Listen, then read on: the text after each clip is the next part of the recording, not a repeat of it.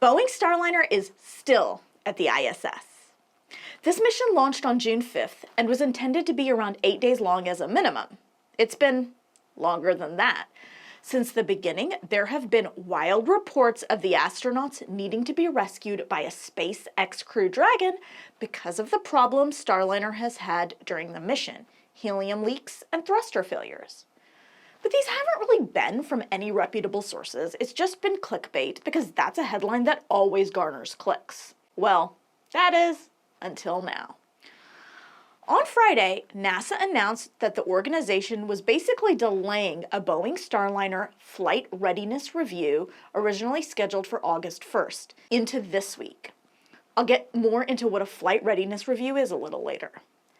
Additionally, 2 articles were published Friday, one from Eric Berger at Ars Technica, one from Michael Sheets at CNBC, both of which suggest there's a larger dissent within NASA about this mission than has been publicly discussed.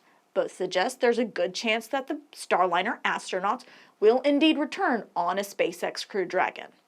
And on Friday night, at or around 8 p.m. Eastern, Boeing published this puzzling article maintaining, unsurprisingly, that they have confidence in Boeing Starliner's ability to return crew from the ISS. As far as I can tell, nothing has been decided. My guess is we'll get a decision one way or another from NASA later this week. But given that this is something that's now being widely talked about, I wanted to give some background for what I think is happening as well as larger context. A thing I do not want to do here is contribute to hype, position this as Boeing versus SpaceX. In my opinion, the only issue that matters here is astronauts coming home safely, or deliver any incorrect or misinformation. This is going to be a mix of speculation and analysis based on the information we've been given so far. There was high confidence from everyone, from NASA, from reporters, from me, that Starliner astronauts would return on Starliner. But as the testing has gone on, and Boeing has been unable to deliver certainty on the reasoning as to why these problems have occurred, it seems that confidence at NASA is not where it should be to greenlight a flight home for Butch and Suni aboard Starliner. Let's dive into the problem, the testing that's gone on, and what seems to be going on at NASA now. The initial problems for Boeing Starliner have been ongoing and long-running. For a full rundown of the issues leading up to the launch, check out my video on the troubled development history of the spacecraft. But for example, one of the reasons this crewed flight test was so delayed is that NASA discovered that Boeing used flammable tape in the capsule around wiring, and Boeing ended up having to remove about a mile of that tape from the capsule. Before launch, NASA and Boeing identified a small helium leak in the service module. Helium is not used as a propellant. It's used for pressurization to push fuel to the thrusters. Helium is an inert gas, so in and of itself, it does not pose a huge problem. It's not going to explode when it comes into contact with other things. And helium is also a notoriously tricky gas to work with. Basically, their analysis led them to determine that it was a defective seal, an improperly installed seal, or foreign debris in that seal that was causing the leak. They didn't think it was indicative of a systemic problem, the leak rate was absolutely small and manageable, and they proceeded with the launch with the helium leak as a known issue. Well, after the spacecraft launched with Butch Wilmore and Suni Williams aboard, more leaks cropped up, a total of 5 helium leaks. So then they realized maybe this is a systemic issue. And on top of that, there were multiple thruster failures. Let's take a minute to talk about the design of Boeing Starliner's thruster system because that's important. And I want to flag here that this is only what I know.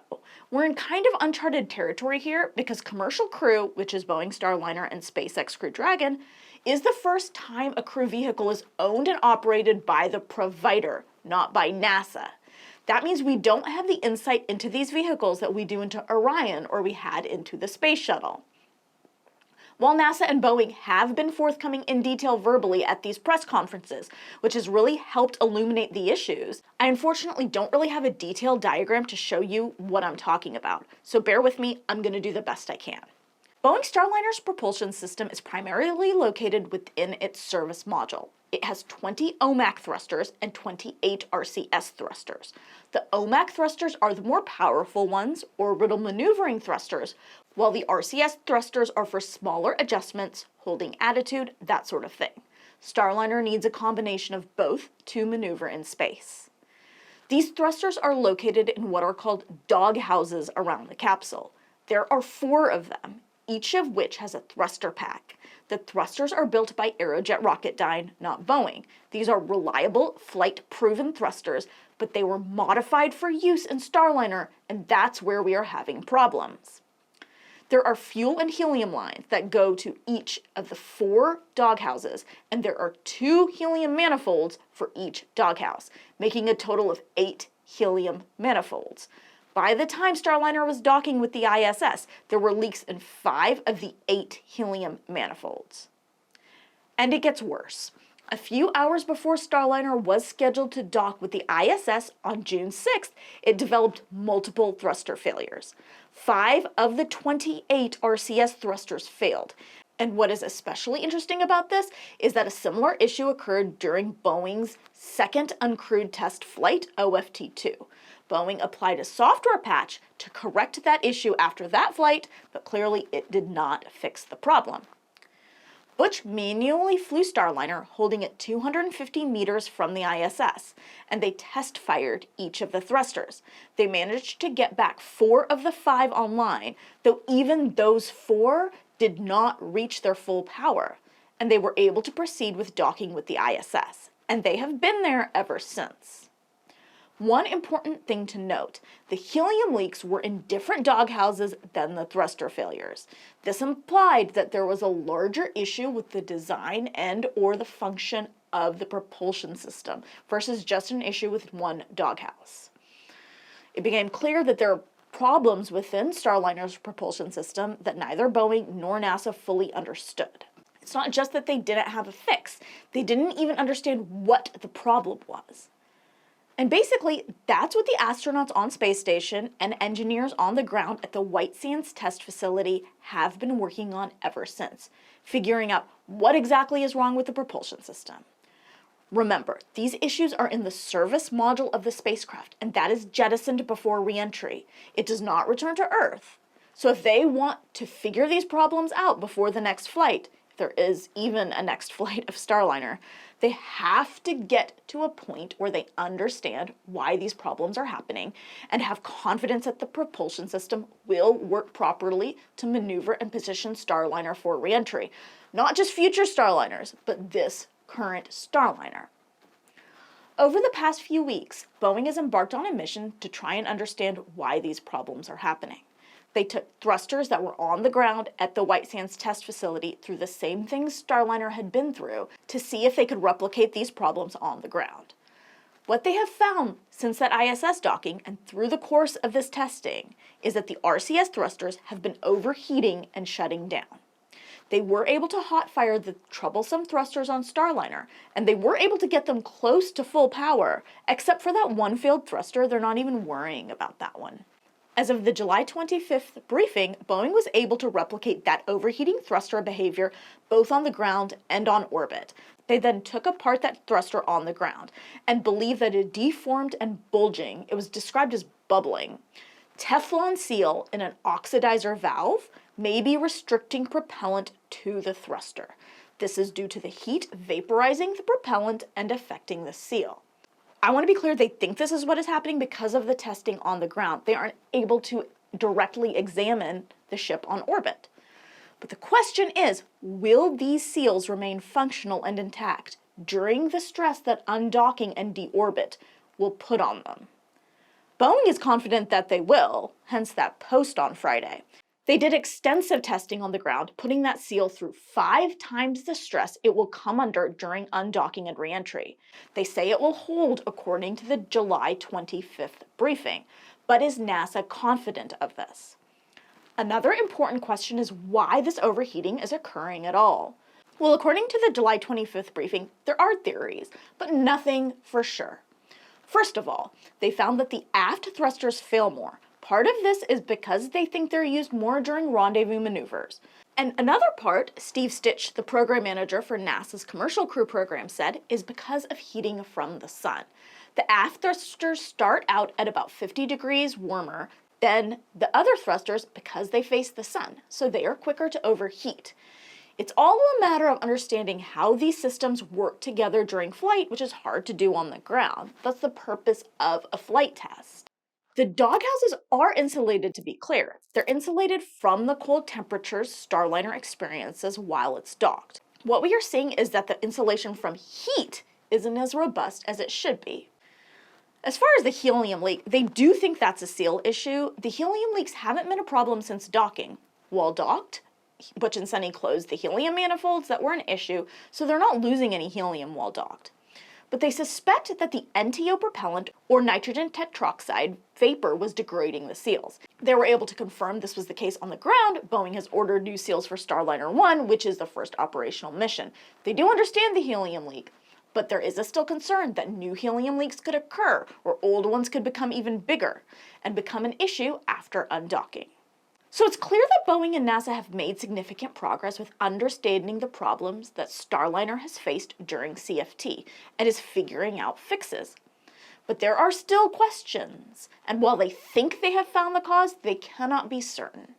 The real issue here, and the question it seems that NASA is trying to figure out, is whether those at NASA have confidence that Boeing Starliner, as it is currently configured, can safely bring Butch and Suni home.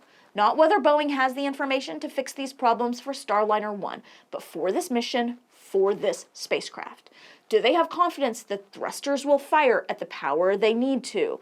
Are they certain that more thrusters will not fail? Will there be enough properly functioning RCS thrusters to hold Starliner's attitude and position it during re-entry maneuvers? To be clear, the risk is small, but there is a risk. There could be a massive helium leak, or the right set of thrusters may not fire properly. There may be more thruster failures, and that could strand Butch and Suni in space after undocking. This is a worst case scenario, but it's something that NASA needs to have confidence will not happen. Okay, let's get back to that flight readiness review. This is the decision that they were supposed to make late last week. Deliver a flight rationale that allowed Butch and Suni to return on Starliner.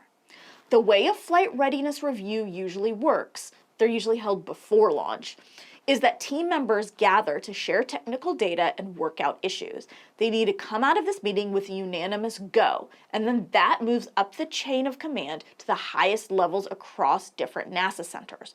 The result of all of this needs to be go for Starliner to undock and return. The fact that they didn't hold the flight readiness review on the specified day, August 1st, is telling, but we don't know exactly why. There was additional testing that was supposed to happen over the past week up on the ISS, thruster hot fire tests and helium leak checks. We haven't gotten updates on how those went, so those test results could be playing into this as well. It's very possible they just need more time to look at the data. But it's also possible there's more going on behind the scenes and they don't think that they will get that go from the flight readiness review and are keeping their options open.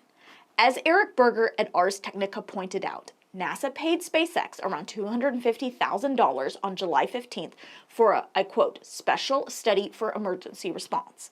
Now, when questioned about this directly, NASA has maintained that this is just a general study in response to issues with the Soyuz. But the timing is suspect here, though I do want to note NASA has been clear. At these press conferences, NASA has maintained that the prime option is to bring Starliner astronauts home on Starliner. They have declined to talk in detail about using SpaceX as a backup option, but they have acknowledged that that is an option that they can take advantage of if necessary. So this may just be looking into that option, not necessarily knowing they're going to need that option. But anonymous sources within NASA have made it clear to multiple reporters that there is not consensus within the organization on whether Starliner is safe to bring the astronauts home. Part of that may just be communication. These are very, very complicated problems. I have done my best to explain them, but even I am grossly simplifying the situation. And they may want more time to communicate those solutions before the flight readiness review takes place. Or there may be serious doubt within NASA that this is a safe vehicle, and they may tell us at the next press conference that Butch and Suni are coming home on a SpaceX Crew Dragon.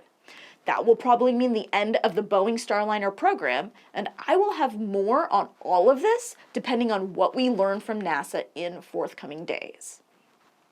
All I can say is that there's a lot going on here. We don't have a lot of insight into what is going on at NASA right now. They have been transparent during their press conferences, but it seems like there may be more going on beneath the surface than they've let on at these press conferences. But what I can say is that what matters most to me and to NASA is the safety of the astronauts. Until I have more updates for you, thanks for watching. I am Swapna Krishna, and this is Ad Astra.